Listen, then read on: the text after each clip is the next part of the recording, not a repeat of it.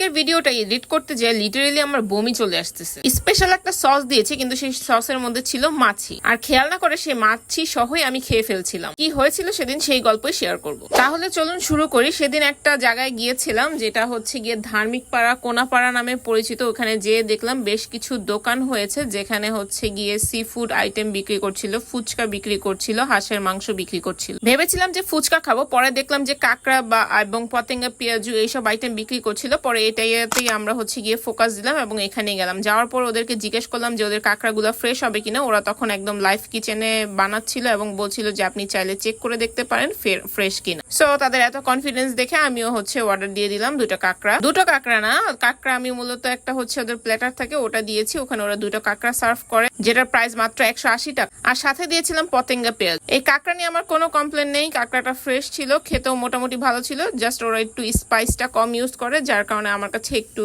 নন spicy আর লেগেছে। But যারা ঝাল কম পছন্দ করে তাদের জন্য পারফেক্ট। কিন্তু এই পতেঙ্গা পেঁয়াজের সাথে যে সসটা দিয়েছে, এই সসটার মধ্যে ছিল মাছ। প্রথমে আমরা এটা খেয়াল করি নাই, ওইভাবেই খাওয়া শুরু করে দিয়েছি। কিছুক্ষণ পরে আমি দেখলাম যে ওটাতে একটা মাছি ছিল। তো আমরা আবার যে জায়গাটায় বসেছি সেখানে একটা ফ্যান চলছিল। আমি ভেবেছি হয়তো বা ফ্যানের থেকে বা লাইটের থেকে কোনো পোকা পড়েছে, সো ওই পোকাটা আমরা ফেলে দিয়েছি। ভিডিও এডিট করতে যেয়ে দেখি যে আমরা মাছি সহই এই পেঁয়াজু খেয়েছি। আর পেঁয়াজুর কথা কি বলবো, পেঁয়াজের মধ্যে তো কোনো পেঁয়াজ নেই, আর ডাল দিয়ে বানিয়েছে না কি দিয়ে, আটা দিয়ে বানিয়েছে, একটুও মজা ছিল না। এইসব কারণে দিন দিন আমার বাইরের খাবারের থেকে রুচি উঠে যাচ্ছে।